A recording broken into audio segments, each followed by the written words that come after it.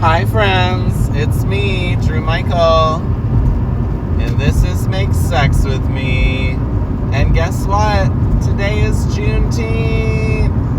Yay! I love it! And I'll tell you what, I work for the YMCA, and my association has put a lot of emphasis on today. The YMCA has historically been involved with the betterment of Black Americans and Brown Americans. I would say that they have bettered the YMCA. Their being part of our organization has bettered the YMCA immeasurably.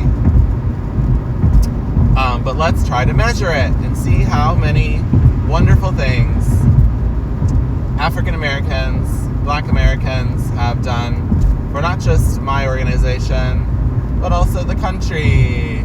So I had the privilege of putting up a table at my Y. I also had the privilege of putting up a Pride bulletin board, which is a little bit too artistic and is cute, but also like a lot of straight people are like confused, which I finally have the chance to say, if you know, you know, because I'm like not trying to say that, but I just was listening to the I've Had It podcast and they were making fun of people that say that, and I was like, I've never needed to say that, and it's usually used in such a cringy way, but it's so funny when you're like, if you know, you know. I said that to my boss about my bulletin board.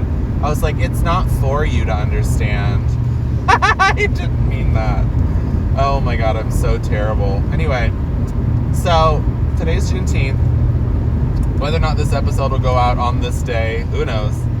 But it'll be recorded and put into the universe that we had a Juneteenth episode. It's also funny because I've known about Juneteenth for a while. I wouldn't say that I've ever done much for it as a white American. Although super liberal, I've had the desire to do something for it, but I haven't always. And what's so funny is my Y, where my actual location is located, it's like we probably have 5 black people that go to my Y, but our organization is in Detroit, so like there's a lot of black people at our organization, on staff and within membership and volunteers, just all over, community partners, so it's just a really big deal. I'm also so touched that my organization has put such emphasis on us doing something to celebrate Pride. And so because I didn't have the time or the bandwidth to make 2 bulletin boards, obviously we're doing this table today. We're serving red velvet cupcakes and locally brewed coffee to our members and offering information about the holiday and about Black excellence and all of that lovely stuff. I decided to kind of generalize my Pride board, and so there is a little Happy Juneteenth on it. There is a little Happy Pride on it.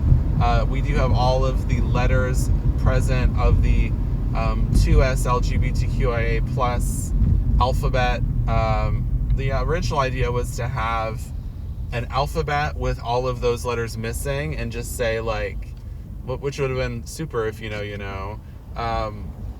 Imagine an alphabet without these letters. Imagine the world without people of the 2S LGBTQIA plus community. And I just decided though, like, to not do that. I decided to have the binary present on one side of my board. So I have binary code on that side of the board. It's 011011010001120. No twos, just ones and zeros. So like very linear, very like militaristic, very like just this or that, nothing else. And it's all in black and white. And then there's like this rainbow spectrum you kind of travel through. And then on the other side, it's like colorful and shiny and glittery. And there's lots of fun and movement and no lines. It's just really fun. Letters and diversity. And in the middle of it, it says, celebrate diversity. So that's really what I want this episode to be about today. It's a mini-sode. But it's only because I have my niece coming this weekend. I wanted to get this one recorded. We're going to do some recording this weekend, and we're going to have some fun. Yeah, just for time's sake, I'm just doing a little quickie.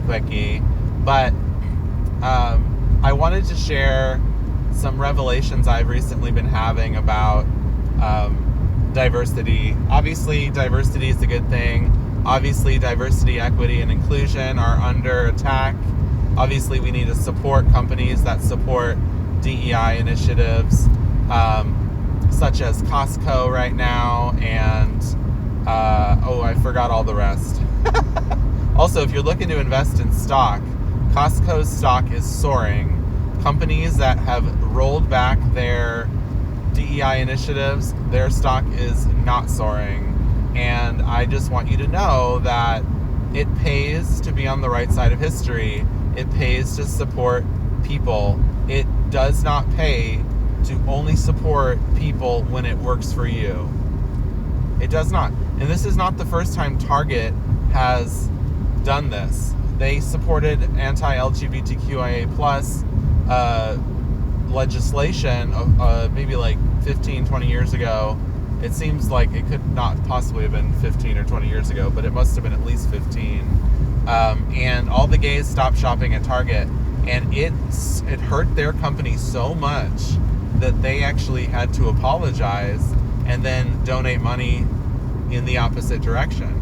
I think it was like $500,000 or something they donated to anti-LGBTQIA+ legislation. And yeah, crazy. So we don't forget. I will never forget that happened.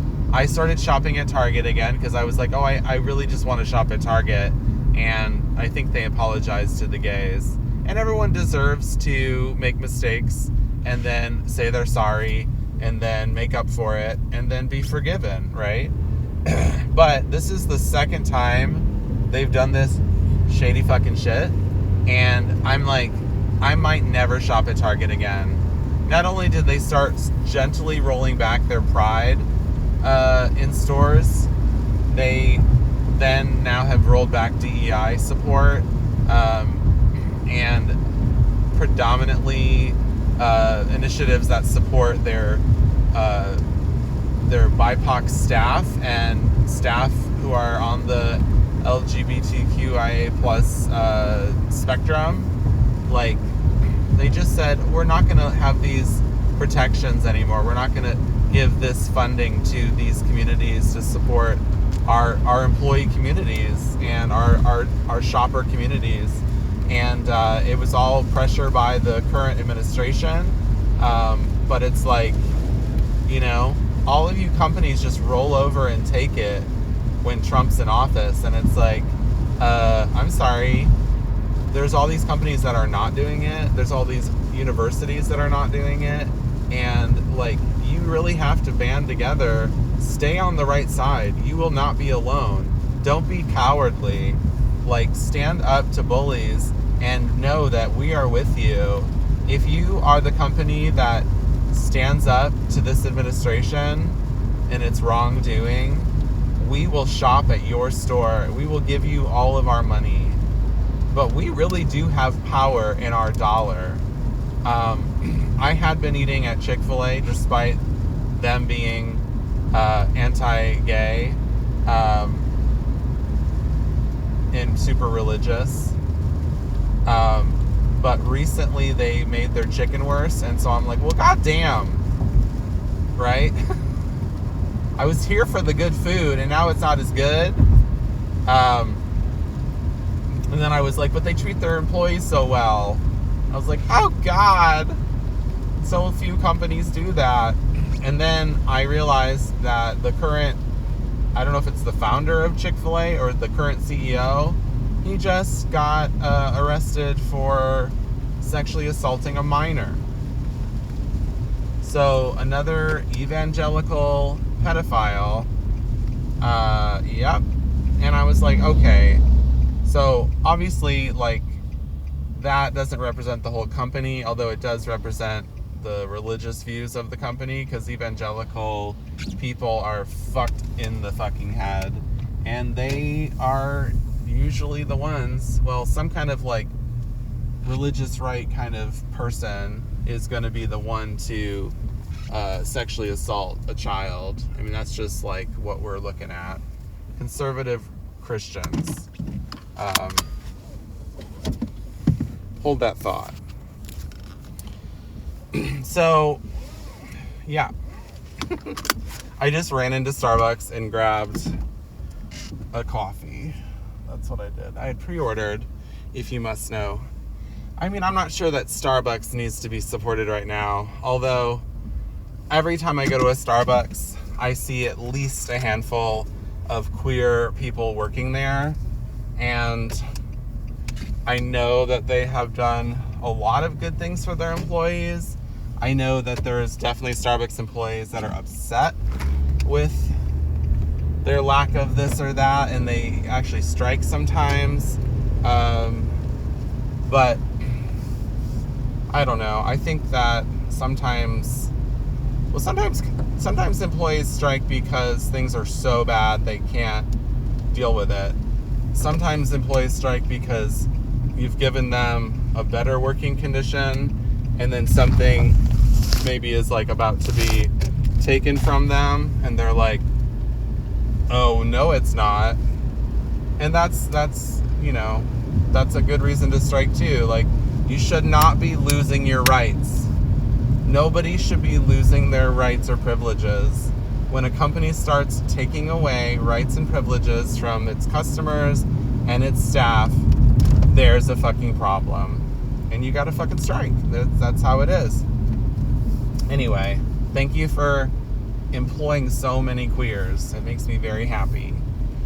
And Starbucks feels like a safer place because of it. So, but I need to do my research. I don't know if there's worse things that I'm not aware of, but I do regularly get coffee from them because it's so easy. It's kind of like I used to bank with Chase because it was just so easy. Until I realized there were better online banks I could go with. And they were easy too. And they weren't evil like Chase. But honestly, the only reason why I moved to online banking is because I was so fucking tired of getting fees every time I I overdrafted, because I don't have a lot of money, so I overdraft a lot. My current bank is like one that doesn't penalize me for that. I'm actually allowed to spend $200 of money that I don't have after I go under zero. It's like I've been credited $200, and I always pay it back. I regularly spend that $200. If it gets to that limit to where you're like already 200 under, then you just literally can't spend anymore. You just like, your things won't go through. It'll decline. And it's like, why can't a bank do that? I mean, even if you didn't get that extra $200, why can't a bank just decline when you are at zero? Why would you let the payment go through and then charge me $30? And that's why, because they get $30 every time you overdraft. All right, so I'm gonna eat these bacon and Gruyere egg bites. Are so good. Oh my god. I'm like late for work. Recording in the car. It's raining. Eating egg bites. Also, that's a funny thing. I feel like the last couple times I've recorded in the car, it's been raining outside. Last night, holy shit, it was raining so hard. It was like torrential. I had my windshield wiper going like full speed. There was wind, there was shit falling on the street. There was a siren going off. I was like, is this a tornado? And there was no tornado warning on my phone. And of course, I'm conditioned to only believe iPhone. Great. Apple's another company that we're not sure about. Hello, sir. You are really hot. You're wearing a nice length short for your stature. And you have a mustache. I will marry you. No questions asked. Okay, so I've realized a lot through some things I've been tapping into lately. I won't make the mistake of saying I've researched, because a lot of people say they've researched and they've just like literally read an article or part of a book or listened to a podcast. That's literally what I've done. But I've come to realize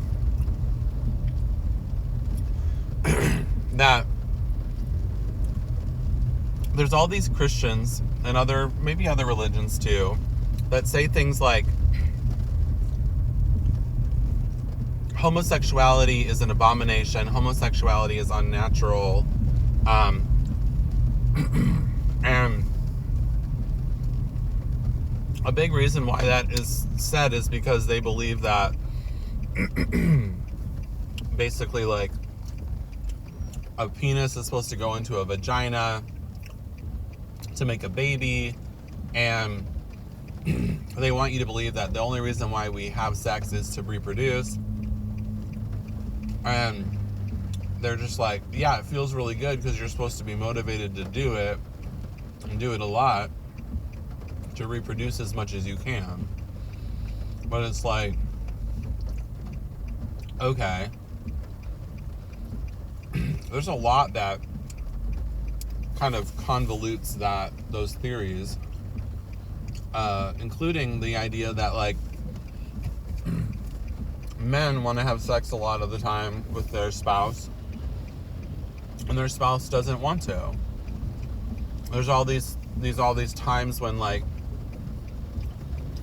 a man wants to have sex with his wife or his girlfriend and the wife or girlfriend is like, I just don't feel like it. Like, no part of me is horny. No part of me is naturally wanting to do this. But a lot of times, because they're married, there's this pressure for her to have sex with him. And this is just one example. There's lots of different things. But it's like, why would she just feel like that? I mean, society historically would make her feel like she was wrong for feeling that. But honestly, like, our feelings aren't wrong, you know? Our thoughts can be wrong because we can be conditioned to have certain kinds of thoughts. And if our thoughts are wrong, they can create emotional responses as a result, you know? But technically our feelings themselves aren't wrong. They are a reaction to the way we were thinking, our thought patterns. So it's like, there might be some reason why she doesn't want to have sex with her husband, and maybe it's because she's fucking mad at him. Maybe it's because he lied to her. Maybe it's because he, you know, has betrayed her in some way. Maybe it's because she doesn't want to have any more children and he keeps getting her pregnant. Like, there's all these reasons, and all of her feelings are legitimate. And I would say that if she's having them, they were meant to be. Like, I really think that everything that happens was meant to happen. I know that's very controversial because some people can't justify why bad things happen.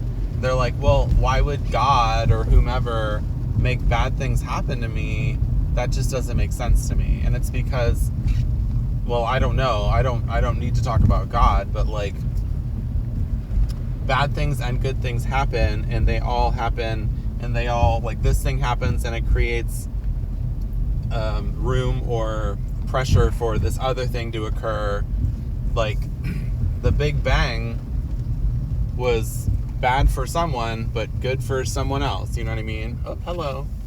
Walking through the middle of a parking lot, and you're surprised that a car almost hit you. Yep. You need to walk not in the middle of the parking lot. Anyway, so... I'm such an asshole. Oh, man. Whenever something bad happens to me, I don't go, I can't believe something bad happened to me. Bad things always happen to me. I mean, I'm sure that I've had that thought pattern before, but mostly what I do is I say, this has happened. How can I use this to learn? How can I use this to benefit my situation? Or if I do let it pile on, like, oh, this is a bad thing happening to me, bad things always happen to me, then do I, does that start to build and build and build until finally I feel pretty shitty, and I'm like, you know what? I'm tired of this. I'm tired of this idea that I have about myself and how things happen in my life. I'm tired of feeling this way. I'm not gonna fucking do it anymore. And that building of that pressure creates change, motivates me to do something different, change the pattern, take action for myself. Not everyone works that way. Not everyone feels that pressure and takes action. Some people get piled down and down and down. And, you know, it's not their fault either. It's just, like, a lot to do with how they were trained to deal with emotions. And also, like, you know, if they were lucky enough to have good influences or not good influences in their life. Like, we're not all given somebody who, like, loves us and wants to listen to our problems, you know, and, like, gives us praise. So we don't all have people like that in our life all the time. So I know it's not fair, right? We don't really live in a fair world. So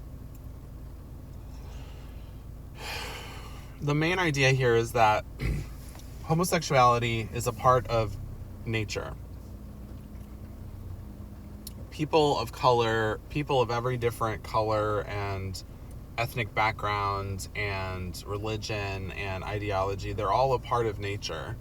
People are a part of nature in all their different ways of being. I'm trying to sum this up quick because I have to go into work. Diversity is the natural way that things are. Case in point, or an example of that, we cannot, if we have sex with our siblings, we will start to produce offspring. That's such a big jump. I'm so sorry. We will start to produce offspring very, very soon thereafter that are genetically inferior, that have serious health problems. I don't mean to talk about genetics and, like, inferiority like a white supremacist, but inbreeding causes serious health problems. A lot of royal people had serious health conditions, not because they were marrying their siblings, but because they were marrying, like, their first cousins, and that was too close. That was too similar, right? Now, in ancient Egypt, they actually did marry their siblings. They actually did produce offspring with their actual siblings, and they were seeing people with malshapen heads, you know, they got sick all the time, like, they just had, like, all of these health problems. That was just not good. And the reason why is because it's too similar. Like, the reason why inbreeding is so bad is because you need genetic diversity to create a stronger bloodline. It's the same thing with race. If you have people who are of multiple races, like their parents, this guy's dad was black, mom was white, both of my parents are white, you may be not able to see the the difference in like genetic robustness initially, but like it shows us, I mean, we can see this in dogs. When you have a purebred dogs who are just always bred with the same breed of dog, they start to develop serious health problems. Future ancestors or whatever, what is it called? Future offspring will have serious health conditions. And in fact, like some species of dogs, like this one kind of dog is just, they've been bred so much to be this kind of like really intense purebred animal that they only live so long. They have really serious breathing problems. They have a hard time, they get tumors. They just, all these things happen. Hybridization is better for dog breeding.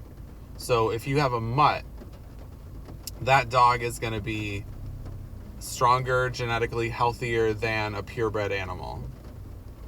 Now, all dogs get crazy diseases and eventually die, and they don't live long enough. We know, because, it's sad. People that own dogs, if you know, you know.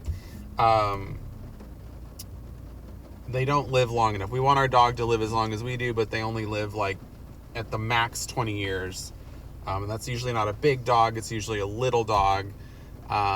And little dogs have a slew of health problems too that are specific to their breed because they were bred to be small.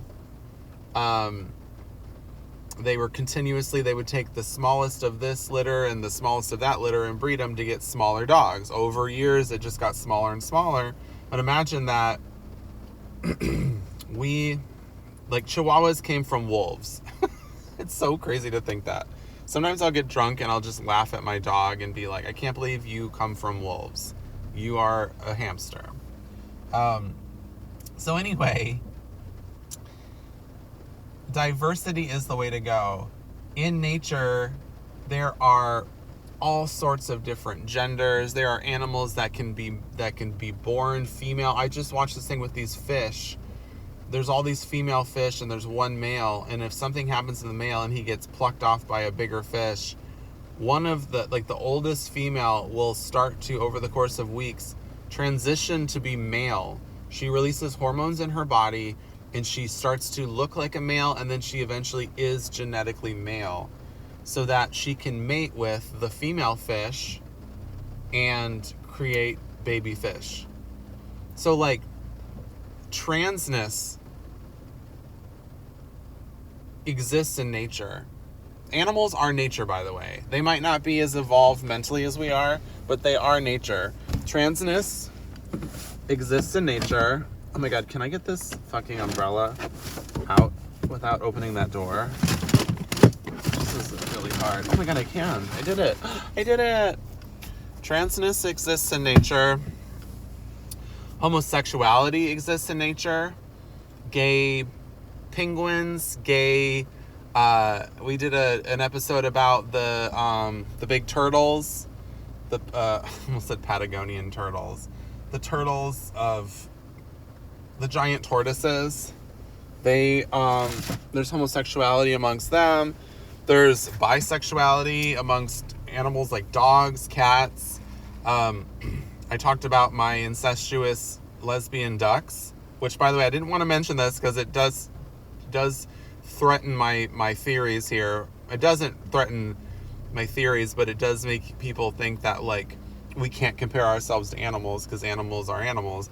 But I did watch my mama duck, like, climb onto the back of her daughter and, like, fake have sex with her while they were in, like, a child sandbox full of water. So we took, like, one of those, like, that turtle play school sandbox, and we, like, filled it with water so the ducks could bathe in it, and, like, the chickens and ducks could drink from it.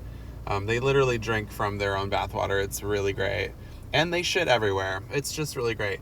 But I watched the mom duck forcibly hump the daughter duck and, like, almost force her head down in a pool of water.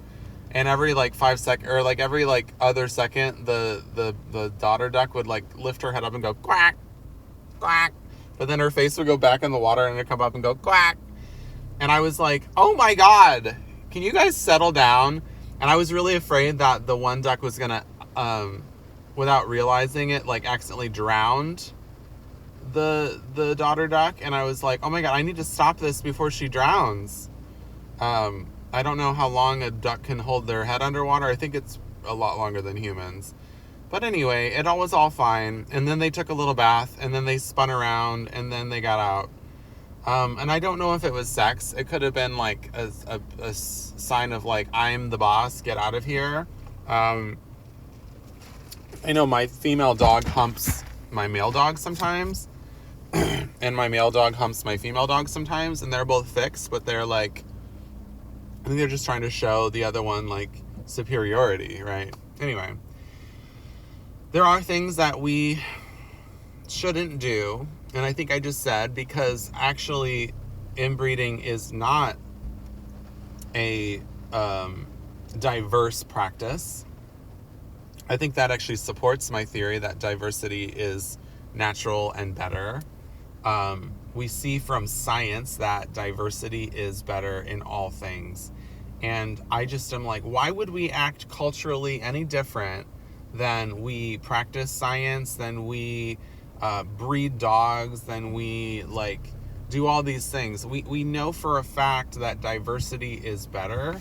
And then when, you know, we are faced with adversity, you know, or like when we have to come up to somebody who's different than us, or we don't understand, you know, because we've never experienced someone like that before, we instantly are like, nope, bye, I don't like this, I don't like you, I don't know you. And that could be a protective thing too. I mean, that could just be like, we've learned to not trust, and when something is different than out of our understanding, we don't trust it. I mean, I get that that's like protective, a protective nature of humans, but it's also like, it's so much better to open your heart to people. And yes, you can get hurt if you open your heart to people, but guess what? You can get hurt if you close your heart to people too. And the worst thing about closing your heart to people is that the hurt comes from inside the house. Like, you're literally the one hurting yourself. You're literally, you know, shrinking your experiences and eliminating your opportunities for fun and excitement and love and all the good things that we need to experience in this life. Sorry, I'm like trying to pack up my whole life while I record. I'm doing too many things. Anyway, you guys, thank you for listening. Happy Juneteenth. Happy Pride still. Please rate, review, subscribe wherever you listen to podcasts. I'm pretty sure I just spilled some liquid from a Tupperware full of sausages on that was in my fridge, or that's in my bag for lunch. Pretty sure I just like it opened up in my bag and some of the juices got on the shorts I'm gonna wear later when I go out clubbing. Maybe that'll attract some female ducks. No, maybe it'll attract a pack of wolves. Maybe it'll attract fucking anything, okay? I would love to just attract anything with a pulse, but mostly a sexy daddy. That'd be nice. Of the human species. Thank you. This has been Drew Michael. Make sex with me. Quickisode. Out. Bye.